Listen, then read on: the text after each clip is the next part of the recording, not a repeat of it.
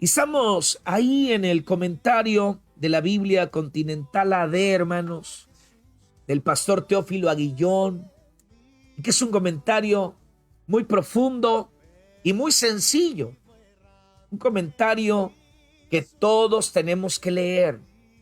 Usted quiere conocer un poquito más de la Biblia, vaya al comentario. Yo cuando leo un texto bíblico, yo lo que hago es que veo alguna palabra que me interesa y entonces yo busco el significado de esa palabra. Veo algún pasaje y no lo entiendo, yo voy y busco un comentario. ¿Para qué? Para que me dé luz. Me dé luz, porque a lo mejor yo estoy pensando algo, pero la Biblia se refiere a otra cosa. Se lo voy a poner bien sencillo. La Biblia dice que Esther recibió afeites. Durante un tiempo recibió afeites. Y usted a lo mejor lo lee y dice, ok, entonces depilaron a Esther porque dice que la afeitaron. Es el término común ahora, afeite, de afeitar.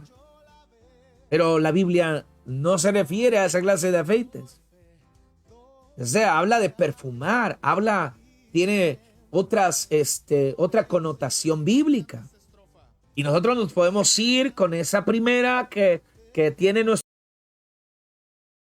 pensamiento y llegamos a darle una mala interpretación a la escritura. Por eso es importante, porque el hebreo, hermanos, o el lenguaje antiguo, que son muy distintas al lenguaje de hoy. Amén, al lenguaje moderno. En el 16 y 17 dice, porque de su plenitud tomamos todos, y gracia sobre gracia. Pues la ley por medio de Moisés fue dada, pero la gracia y la verdad vinieron por medio de Jesucristo. Quiero decirte algo. Aquí en la parte del comentario habla del contraste. ¿Qué contraste con Moisés? Por quien vino la ley, la cual solo vino a revelar la fealdad del pecado en el ser humano, mas no remediaba el mal que le esclavizaba. Fíjate bien qué tremendo es esto, porque a veces hablamos de la ley como algo que ya pasó y pensamos, bueno, la ley es algo del antiguo pacto y así es. Sin embargo, quiero decirte que ya en un término actual, muchos cristianos que han entregado su corazón a Cristo siguen viviendo bajo la ley. Que no lo creas. Siguen viviendo en los términos de la ley. Yo no sé si has escuchado algún creyente decir que fue al domingo a la iglesia porque fue a cumplir. Hay una reunión de varones y él tiene que ir y dice, ya cumplí.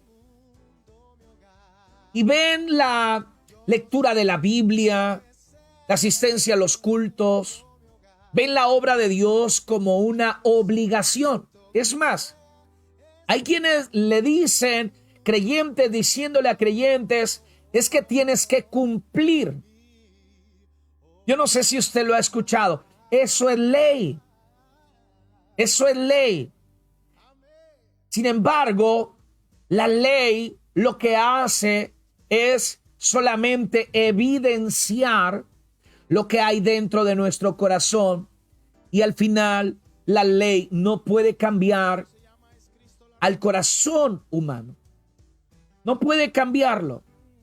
No puede hacerlo nuevo. Ayer me decía, este hombre con el que platicaba me decía, es que yo he tratado de cambiar.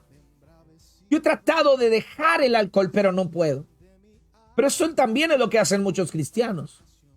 Hay muchos cristianos que quieren dejar los vicios, porque hay cristianos con vicios, con malos hábitos, malas palabras, malas acciones, pero que tratan de cumplir en la iglesia y dicen voy a ofrendar y voy a diezmar y voy a hacer un servicio para Dios, tratando de acallar la conciencia, tratando de esconder el pecado, tratando de encontrar inclusive en la Biblia algo que les justifique lo que hacen. La Biblia dice que la ley fue creada para los pecadores, no para los creyentes, sino para los pecadores, no para los justos, sino para los injustos.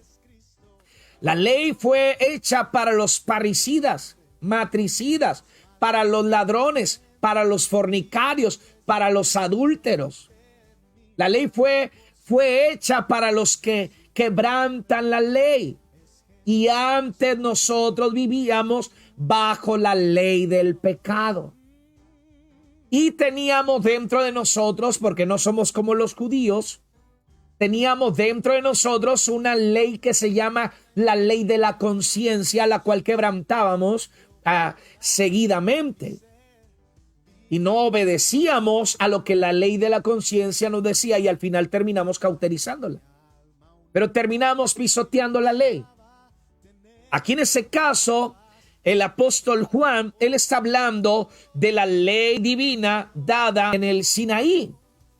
Pero esa ley era quebrantada. Mira, era quebrantada por los sacerdotes. Era quebrantada por los levitas. Era quebrantada por los jueces. Era quebrantada también el pueblo de Israel. Era quebrantada por los reyes.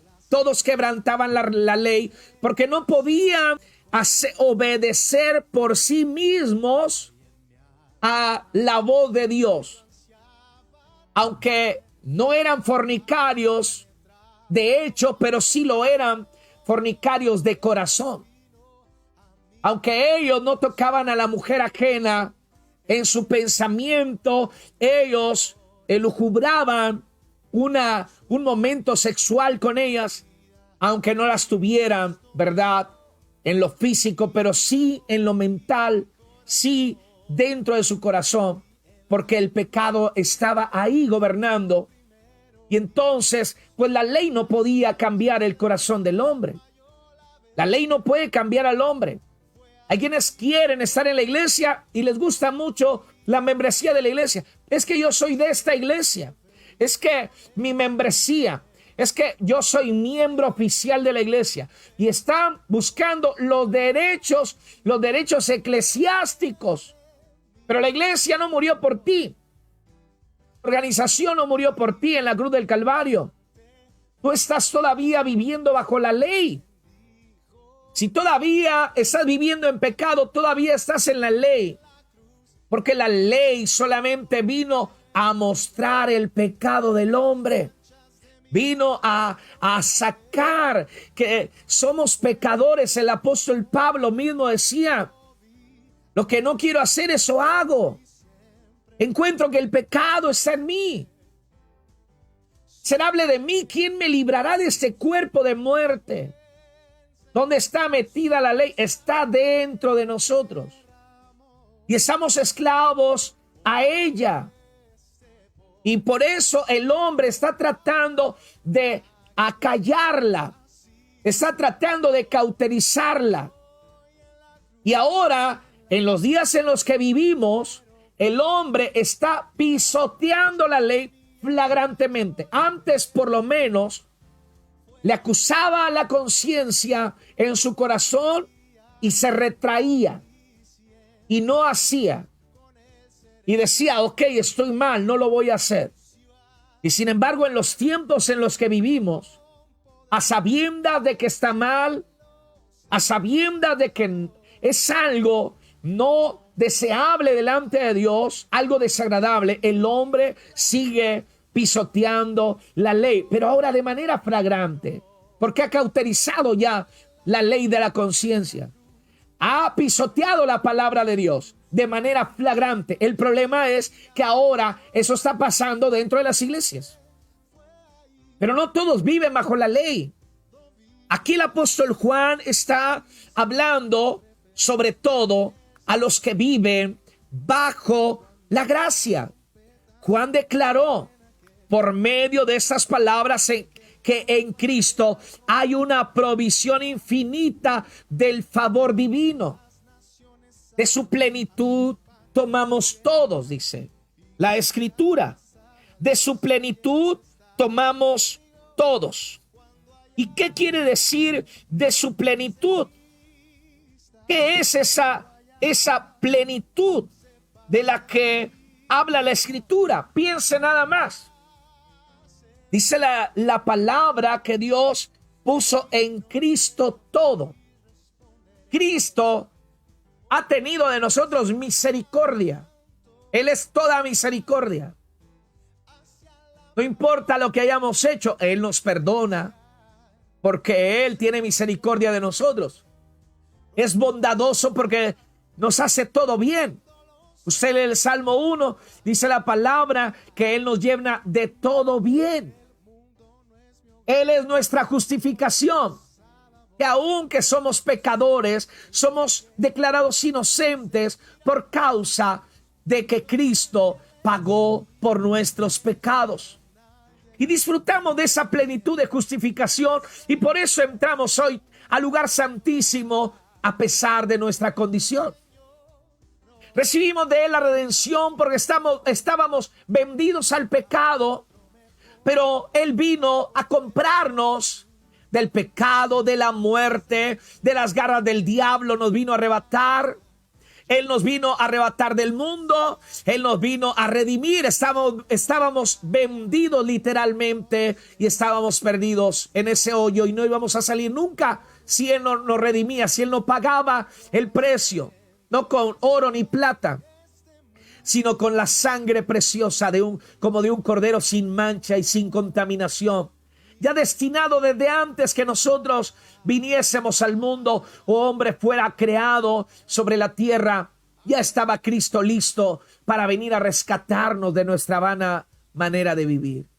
Él es la propiciación por nuestros pecados también. Él es nuestra cobertura. Él es nuestra gracia porque a través de Él ahora su influencia, la influencia de su palabra, del Espíritu, de su presencia, es que ahora nosotros podemos vivir y caminar en un nuevo orden de vida, distinto al que antes llevábamos. Lo que no puede hacer la ley, hermanos, lo que no puede hacer eso del cumplir, del hacer, del obligarnos. Tengo que leer la Biblia porque pues nos están obligando en la iglesia a leer la Biblia. Nos dicen que si no la leemos nos vamos a ir al infierno. Hay gente que está en las iglesias porque no se quiere ir al infierno. Es simple, está viviendo bajo la ley. ¿Sabes algo?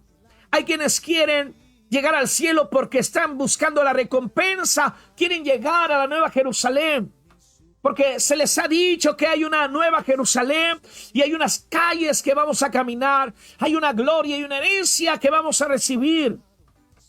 Es tremendo esto porque en algún momento llegué a la conclusión de que yo no quería precisamente llegar al cielo porque me iban a entregar una herencia, porque voy a caminar en las calles de oro, porque voy a estar en un lugar de gloria, en un lugar de perfección. No, creo que no hemos entendido el asunto. El asunto es que voy al cielo por Él. Que desde que Él me salvó es la razón de mi vida, es la razón de mi existencia.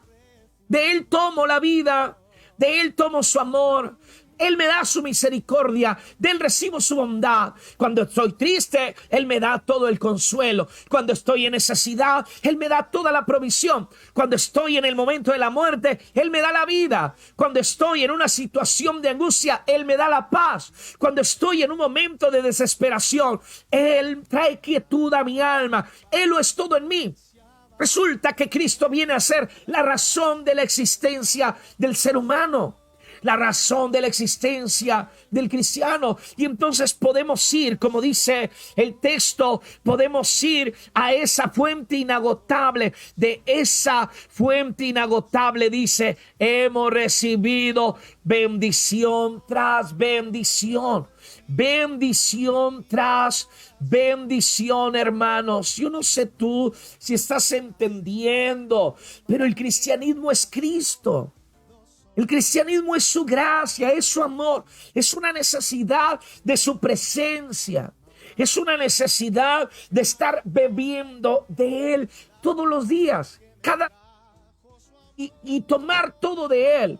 Por eso, por los alimentos, para pedirle a Él que los bendiga, porque de Él viene la bendición, y darle gracias porque nos da de comer. Alguien dijo, es que ¿por qué tengo que orar todos los días si ya le di gracias a Dios una vez?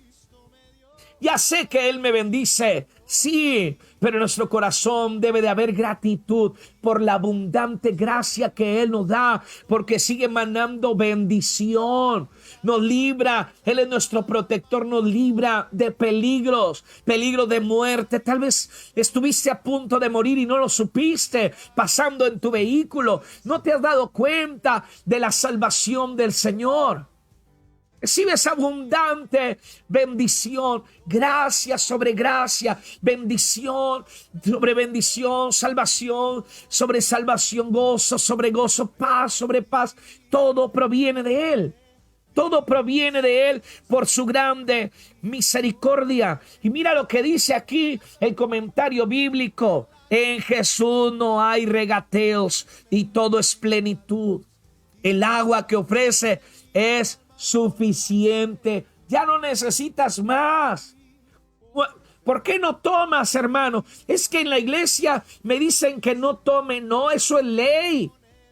¿Por qué no fumas? Porque es que en la iglesia condenan el pecado y nos dicen que no tenemos que tomar. Eso es ley. Pero todavía está el pecado dentro.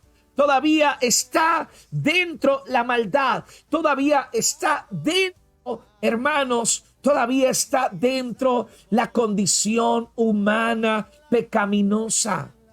¿Por qué no tomas? Esa es mi libertad. Puedo tomar o no tomar. Esa es una decisión que ahora en Cristo yo tengo. Es más, puedo tomar si quiero, pero ¿sabes algo? No quiero.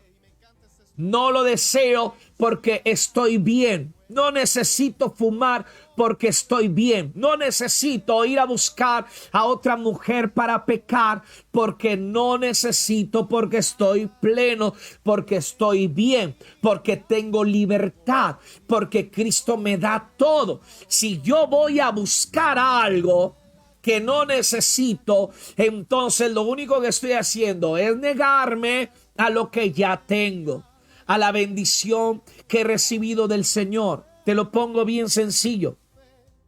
Yo no estoy obligado a estar con mi esposa. Dice uno, es que fui y firmé. Sí, pero yo la amé antes de firmar. Nada me obliga a estar con ella y a ella nada la obliga a estar conmigo. Sin embargo, nos amamos y estamos juntos. Si yo decidiera ir a buscar en otra mujer, buscar algo, sinceramente lo haría de una manera voluntaria e innecesaria, porque no necesito, ni siquiera estoy obligado, y no lo necesito porque tengo todo lo que quiero con ella. Todo lo que necesito lo tengo con ella y ella me lo da. Así que, ¿qué necesidad tengo yo de ir a buscar otra mujer? De ir a buscar, ir a esconderme para que no me vean, porque por la ley estoy casado a una mujer. Así que voy y me voy a meter con otra mujer y me voy a esconder, porque si no, si soy descubierto, entonces la ley me condena. No, yo tengo libertad. Me subo a mi carro y viajo, puedo irme solo y no tengo ningún problema, porque yo no dependo del papel que firmé, que es importante que usted se case. Si usted vive en unión libre, usted está en pecado y usted necesita casarse.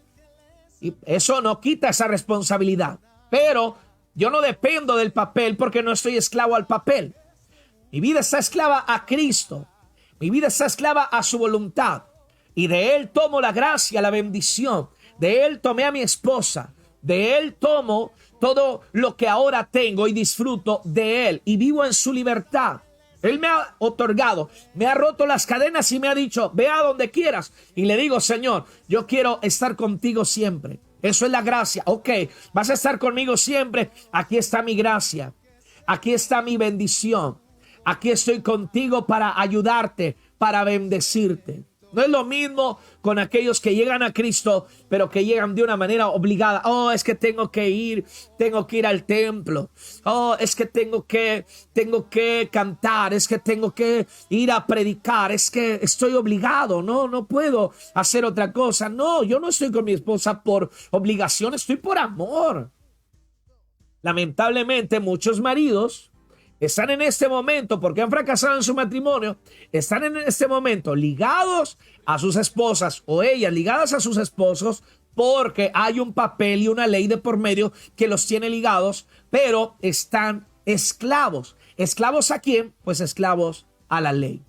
Muchos cristianos lamentablemente están pasando por esa situación, pero en el Señor tenemos, como dice la palabra, el comentario aquí de la Biblia Continental dice: en Jesús no hay regateos, todo es plenitud. Así que el agua que ofrece es suficiente para no volver a tener sed. El pan que otorga satisface el alma, dice la palabra. Satisface el hambre, perdón. Y la vida que da es abundante y eterna. ¡Qué tremendo! Por eso usted va a ver a cristianos débiles, cristianos muy fuertes, cristianos que todavía viven en pecado y cristianos que han abandonado el pecado para estar ahora en Cristo. Cristianos gozosos, alegres, y también cristianos que viven en amargura. ¿Cuál es la diferencia? La diferencia es que unos están viviendo con la ley mosaica, la ley de la letra, la ley de la piedra. Pero los que estamos en Cristo ahora estamos viviendo bajo la ley del Espíritu.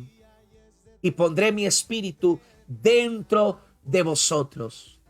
Dentro de vosotros. Lo que no pudo hacer la ley.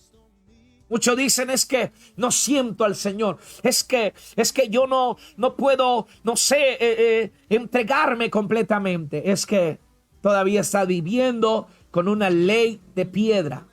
Es necesario que te cambies a la ley del Espíritu, porque la ley del Espíritu es vida. La ley del Espíritu es libertad. Y dice la palabra que no hay absolutamente nada que pueda estar por encima de esa ley. Así que te animo, hermano, en esta hora para que no desmayes en tu corazón. Todos los que están viviendo en el Espíritu sigan viviendo en el Espíritu. Sigan viviendo en libertad y no se esclavicen a nada y no se esclavicen a nadie. No necesitamos del pecado para vivir. No necesitamos del pecado para ser felices. No necesitamos nosotros del mundo para tener bendición y paz y gozo. No necesitamos nosotros, hermanos, absolutamente nada de lo que ofrece el diablo.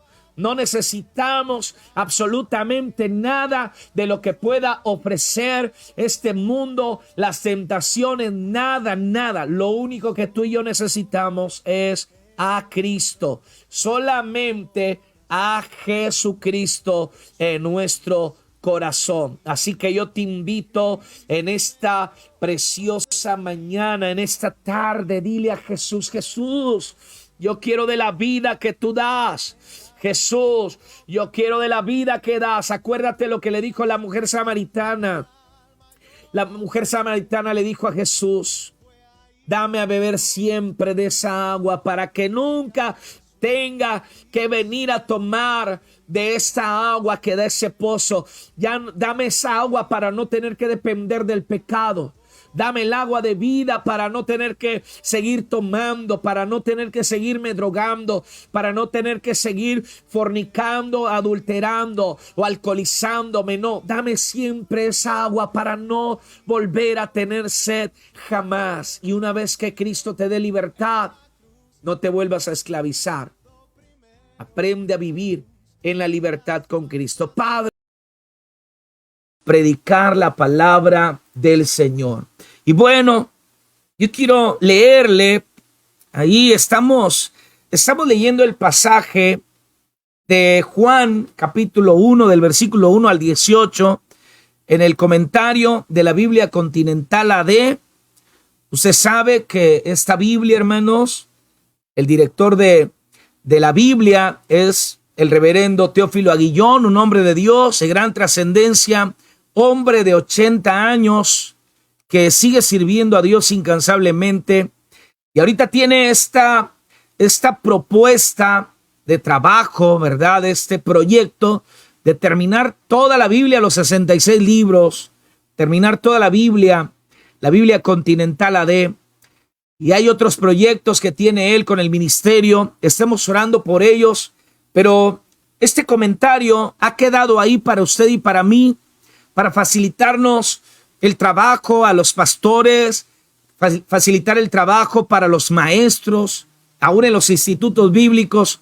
Esta Biblia, hermanos, es un compendio de conocimientos, de experiencias, un compendio de mucha labor, mucho trabajo.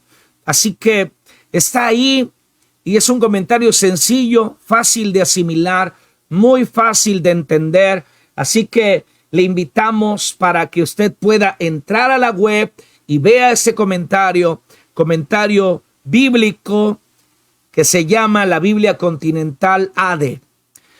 Estamos centrándonos en esta mañana allí en el Evangelio de Juan 1:14, así como nos lleva el comentario bíblico. Y aquel verbo fue hecho carne y habitó entre nosotros y vimos su gloria como del unigénito del Padre, lleno de gracia y de verdad. Yo quiero decirle que este es uno de los versículos que a mí en lo personal más me impactan de Dios. Es un versículo muy profundo y es un versículo que a mí me enseña cómo Dios en su amor estuvo dispuesto a hacerse como yo para demostrarme su amor. No había otra manera de demostrarnos el amor sino haciéndose carne también como nosotros. En el Antiguo Testamento, hermanos, usted sabe, ahí en el libro de Éxodo, cuando Dios le da a Moisés el mandamiento de edificar un tabernáculo, Él le dice, me vas a edificar un tabernáculo, le da las medidas, le dice lo que tiene que llevar el tabernáculo por dentro, el arca del pacto, el candelabro, el altar del incienso, la mesa de la proposición. Le dice que va a poner un lavacro afuera del tabernáculo de reunión, va a poner un altar de sacrificio, lo va a acercar y lo va a convertir todo ello en un atrio también, un lugar en donde se iban a llevar sacrificios, en donde los hijos de Israel iban a encontrarse con Dios en ese tabernáculo hecho de pieles, ese tabernáculo hecho de madera, un tabernáculo hecho de materiales como el oro, como la plata, como el bronce. Todo ese significado, hermanos, de ese tabernáculo apunta hacia Dios mismo, porque el tabernáculo representaba el lugar de la presencia de Dios, el lugar donde Dios se iba a manifestar, el lugar en el que el pueblo de Israel iba a poder tener una comunión con su Dios. No les dio ninguna imagen, no les puso a los israelitas ninguna clase de animal, no les puso de imagen o de escultura, sino que simplemente el Señor les decía que Él iba a venir a manifestarse, hermanos, a la vida del pueblo de Dios. Amén. Eso es algo interesante, eso es algo maravilloso, que Dios no pide que nosotros nos hagamos una imagen de Él, sino que Él ha dicho que Él se va a venir a manifestar. ¿Cómo se manifestaba el Señor en el tabernáculo? Se manifestaba como una columna de fuego, se manifestaba como una nube, se manifestaba, hermanos, de diferentes maneras, hablando audiblemente a Moisés y también hablando a través de los ángeles a los sumos sacerdotes que entraban dentro del tabernáculo. Para Israel el tabernáculo se convirtió en lo máximo, se convirtió en lugar de adoración por antonomasia. Era un lugar sin igual, el tabernáculo de Jehová. Y llama la atención, ellos comenzaron a menospreciar los sacrificios, empezaron a menospreciar el culto. Ellos se comenzaron a apartar de Dios, empezaron a darle la espalda a Dios. Ellos comenzaron a hacer del tabernáculo, ¿verdad? Un lugar de adoración no solamente a Jehová, sino también un lugar de adoración a los ídolos paganos. Ese lugar se manchó, no se manchó una vez, se manchó muchas veces. Así que no solamente se manchaban los sacrificios de los animales, sino toda la tienda en la cual Dios se manifestaba. Al final, templo, ¿verdad? Perdió su gracia, perdió su sustancia. Ese templo cayó. Usted lo lee ahí en Ezequiel, como el templo de Israel cae Jerusalén, porque la gloria de Dios abandona el templo. Luego lo vuelven a edificar. El Señor les da una promesa, le dice: la gloria postrera será mayor que la primera. Y entonces aparece Jesucristo. Qué tremendo, porque cuando aparece Jesucristo, hay un templo edificado, hay un templo, hay un lugar de sacrificios a donde el pueblo de Israel iba a sacrificar. Pero ya había aparecido el Señor. Entonces, Juan 1:14 tiene una tremenda profundidad. ¿Por qué? Porque en Juan 1:14 dice: y aquel verbo fue hecho carne y habitó. Esa palabra habitó es una palabra que no se puede traducir realmente en un término que nosotros pudiésemos entender. Entonces se tradujo como habitó, pero en realidad esta palabra significa tabernaculizó. Tabernaculizó. ¿Qué quiere decir tabernaculizó? Quiere decir que Dios se hizo un tabernáculo distinto al tabernáculo de pieles, al tabernáculo hecho con madera, al tabernáculo donde estaba el arca del pacto. Cuando dice que tabernaculizó, quiere decir que ahora Dios, cuando se manifiesta Jesucristo, ya no está en el templo. La gloria de Dios no está en el templo. Ahora la gloria de Dios se pasea en el templo cuando Jesús sana, cuando Jesús predica a las multitudes en el templo, cuando entra a Jerusalén como el Mesías prometido, el Rey de paz, entra a Jerusalén, pero entra ese tabernáculo viviente.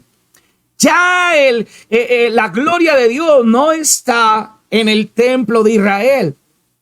Eso es lo que los judíos nunca entendieron. Sino que ahora la gloria de Dios estaba en la persona de Jesucristo. Por eso le decía que este texto es hermosísimo, porque nos enseña cómo en Cristo está toda la gloria de la deidad. Por eso dice el apóstol Pablo que en Cristo habita toda la plenitud de la deidad.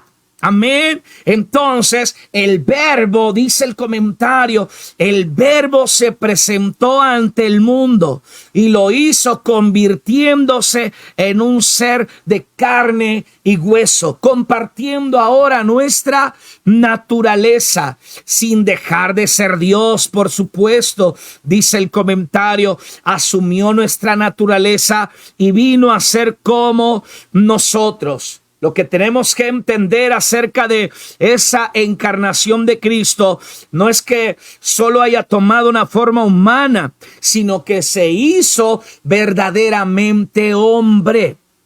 Muchos no creen en la deidad de Cristo. Algunos pensamientos como el gnosticismo hablan solamente de Jesús como una emanación. Ese era el problema en el tiempo de Juan el teólogo. Y él tiene la necesidad de escribirlo. No, él le dice, no es algo espiritual. No es una emanación, es una encarnación. Es la encarnación de Dios mismo a través de Cristo, a través de el Señor. Qué maravilloso es. Por eso él les decía a los que sanaba, le decía, vayan y muéstrense al sacerdote, pero ellos no iban al sacerdote. Ellos no llegaban al templo, vayan al templo. Ellos no llegaban al templo. Ellos ya no había por qué ir allá. Inclusive cuando le dice, vayan y muéstrense al sacerdote, a los leprosos, regresa uno dándole la gloria a Dios.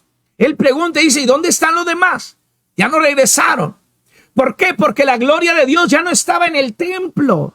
La gloria de Dios estaba ahora frente a ellos. Como ahora, hermanos, tenemos la gloria de Dios, ya no la tenemos frente a nosotros, sino que ahora esa gloria ha venido también a tabernaculizar en cada uno de nosotros, los creyentes, los que hemos entregado nuestro corazón a Cristo. Eso es lo que no entendemos. ¿Qué pasa con muchos cristianos? Muchos cristianos andan débiles, andan de una campaña a otra, dicen, no, es que yo no quiero buscar al Señor a través del YouTube. Dicen, es que yo no quiero ver el Facebook porque no es lo mismo ver una televisión que ir a un culto. Alguien me comentó esto en alguna ocasión. Algunos andan de un lugar a otro, de una campaña a otra, esperando a que llegue un profeta, esperando a que llegue un evangelista, esperando a que llegue un pastor ungido para llevar la palabra y para que puedan sentir un éxtasis, que puedan sentir un gozo, puedan sentir en su corazón paz, porque creen que los evangelistas que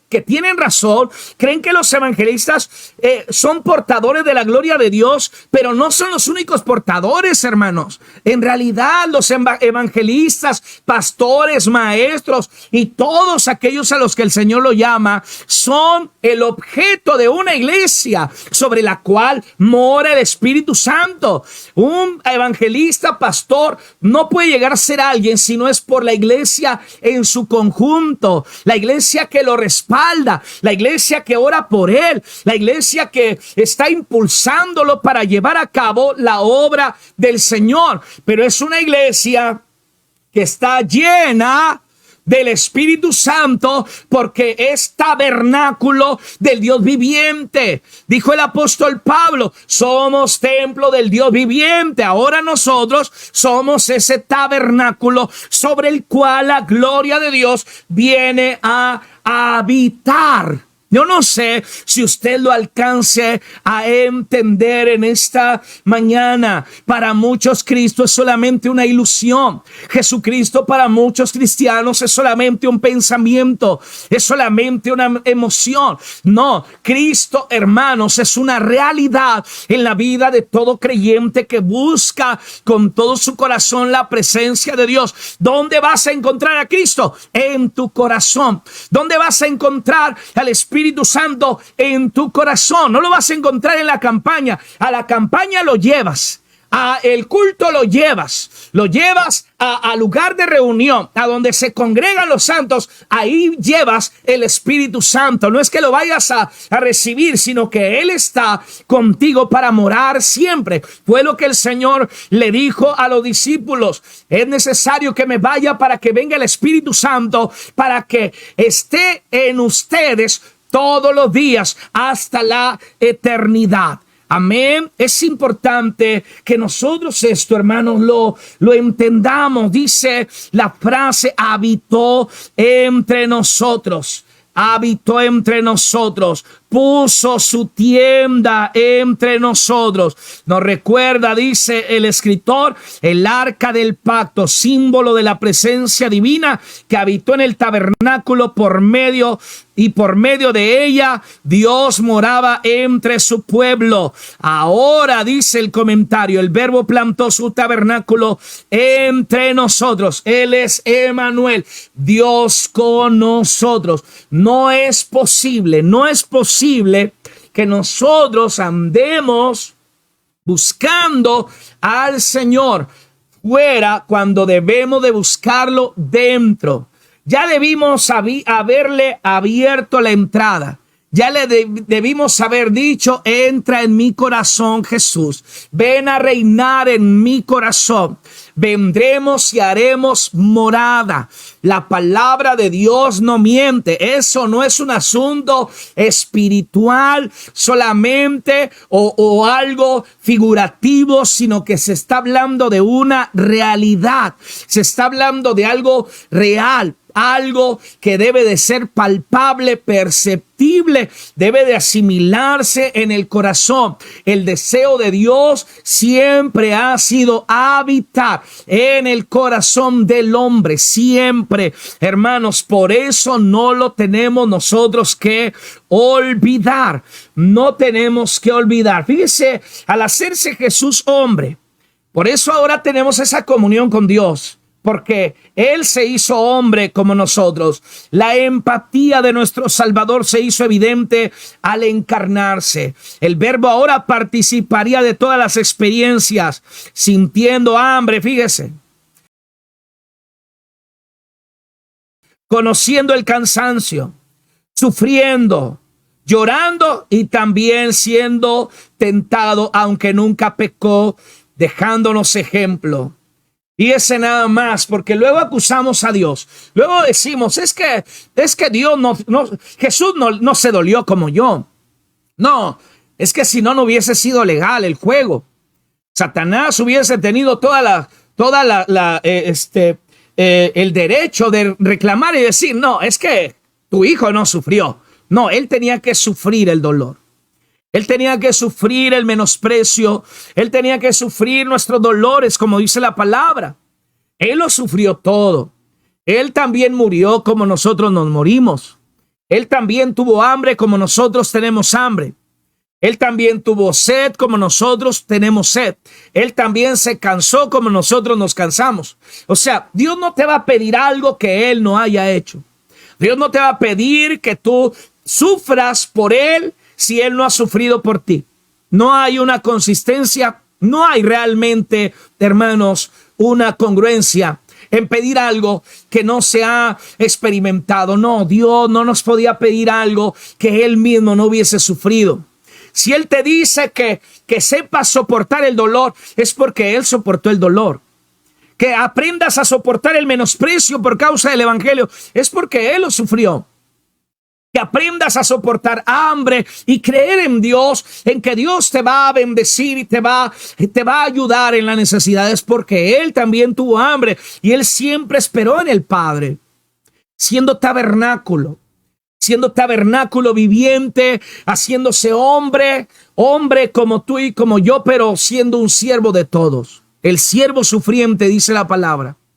Así que, hermanos, cuando hablamos acerca de Jesús, estamos hablando no solamente de la grandeza de su majestad, sino también de la grandeza de su amor. Ahora, ¿por qué Cristo nos entiende? Precisamente porque Él sufrió. Por ello es capaz de compadecerse, dice el comentario, de nuestras debilidades. Él se compadece cuando te dueles. Él se compadece cuando lloras. Él lloró cuando Lázaro estaba en el sepulcro. Él lloró. Él sufrió. No sufrió por la muerte de Lázaro, porque Él es la vida. Sufría por el dolor de la gente. Sufría porque la gente sufría la muerte. Eso a Él le dolía. Le dolía en su corazón. Y le sigue doliendo hasta el día de hoy. A veces pensamos que Dios no está ahí.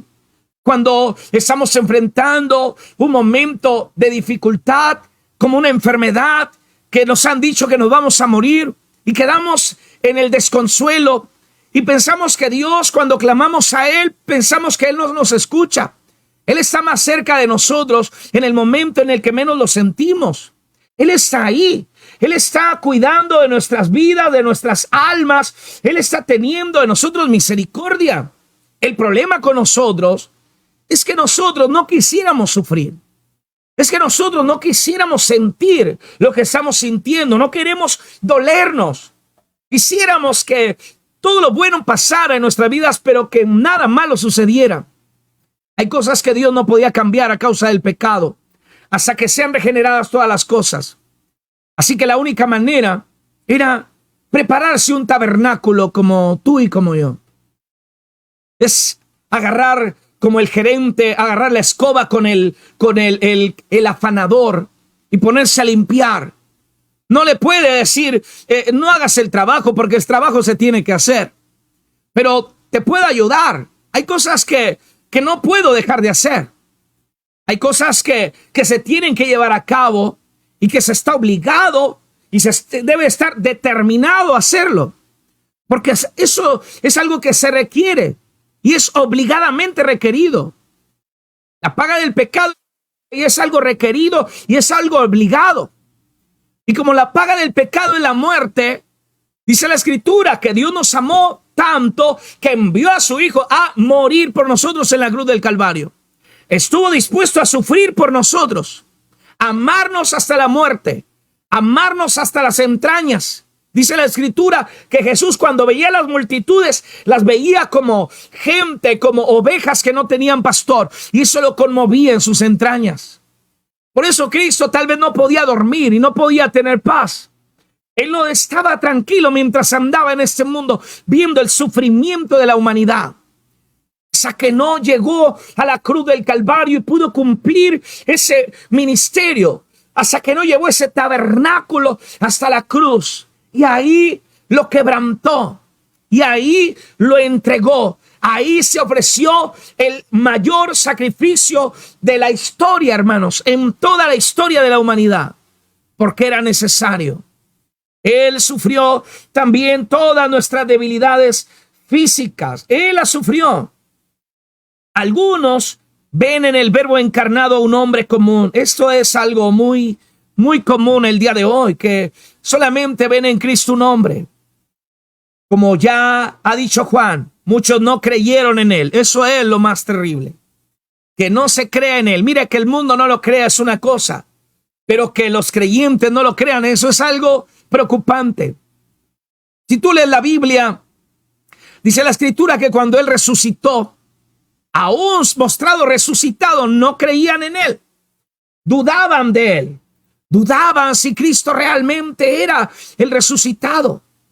Dudaban si no era un espíritu. Y todavía les dijo, a ver, denme de comer. Y él se puso a comer para demostrarles y le dice, ¿acaso el espíritu puede comer? Vea, resucité.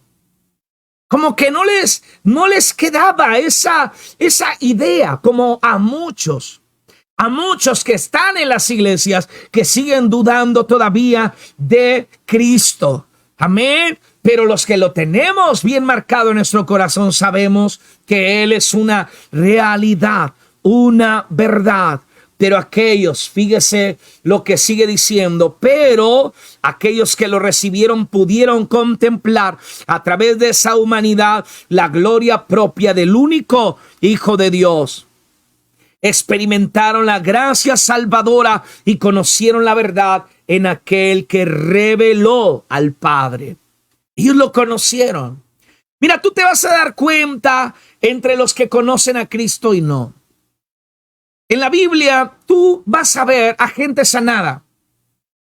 El Señor sana a 10 leprosos. De los 10 leprosos, uno es el que regresa. Vas a ver a un hombre paralítico en Betesda, al que el Señor lo sana, lo levanta del lecho en el cual él se encuentra. Tú vas a ver milagros y vas a ver maravillas. Pero algo que pasó con los apóstoles, que era distinto a lo que pasaba con la gente comúnmente. Dice ahí en Juan capítulo 1, dice que, versículo 36, y mirando a Jesús que andaba por ahí, dijo, he aquí el Cordero de Dios. Eso lo dijo Juan el Bautista.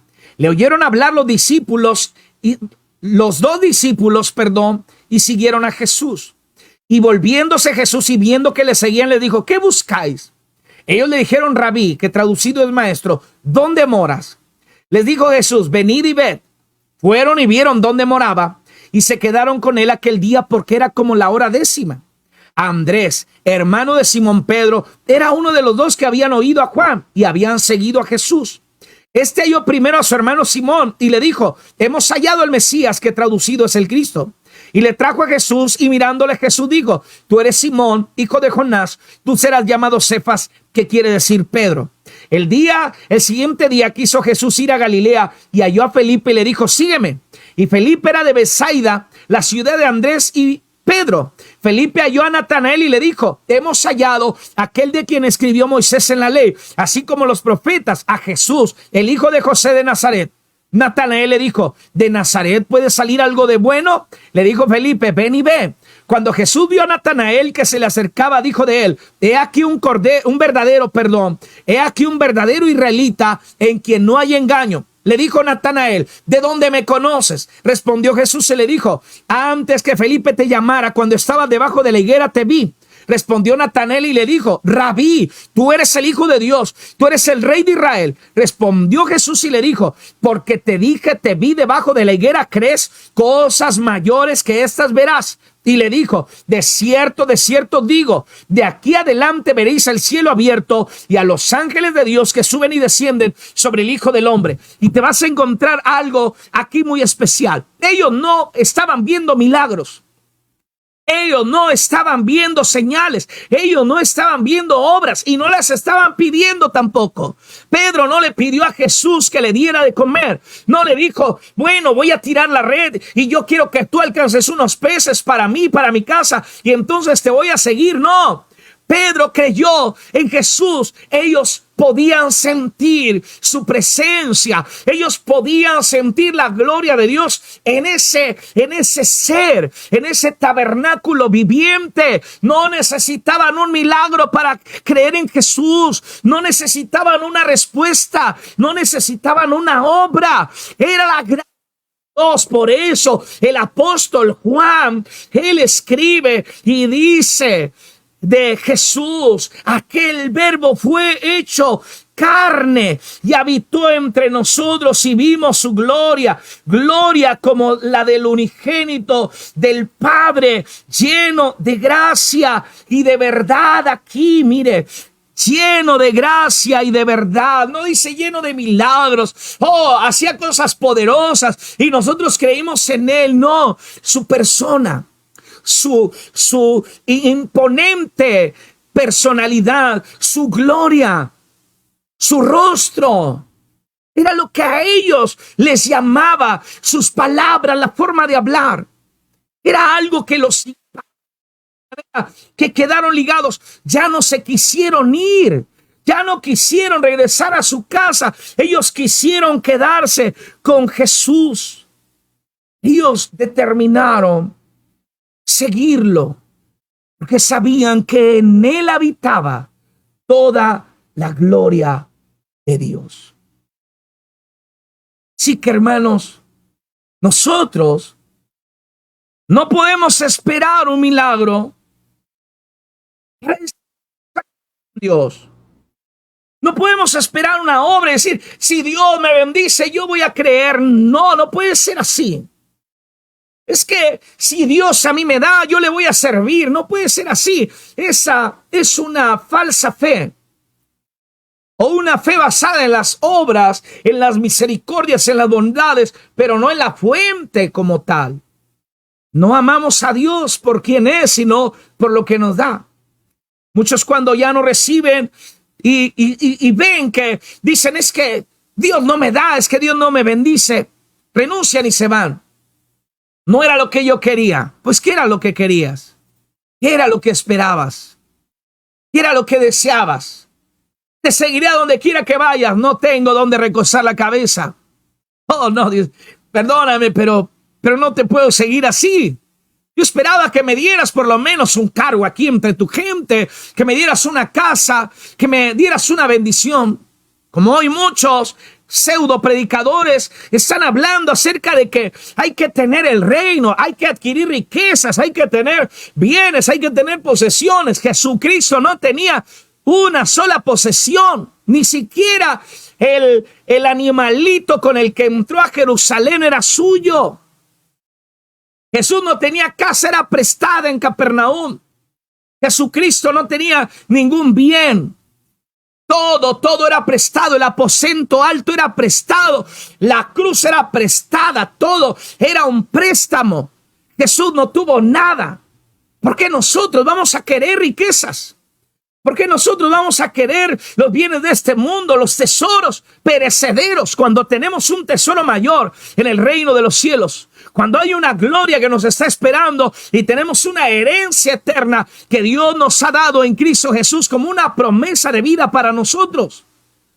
Cristo a nosotros nos enseña, más allá del milagro de la sanidad, más allá de la bendición, a nosotros nos enseña que necesitamos acercarnos a Dios como el Padre amoroso que nos ama, que ha venido a nosotros, que se tabernaculizó por amor a nosotros, que fue a la cruz por amor a nosotros y que la gloria está manifestada en nuestras vidas por amor, para salvación y bendición.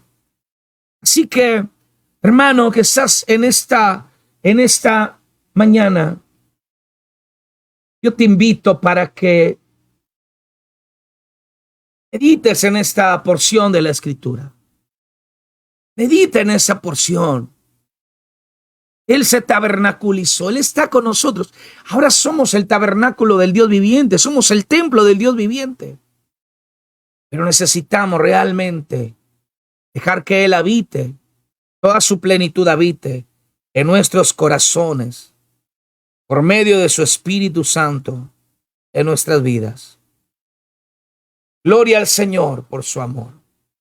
Padre, en el nombre de Jesús, te rogamos, Padre, que tú vengas a habitar en cada uno de nuestros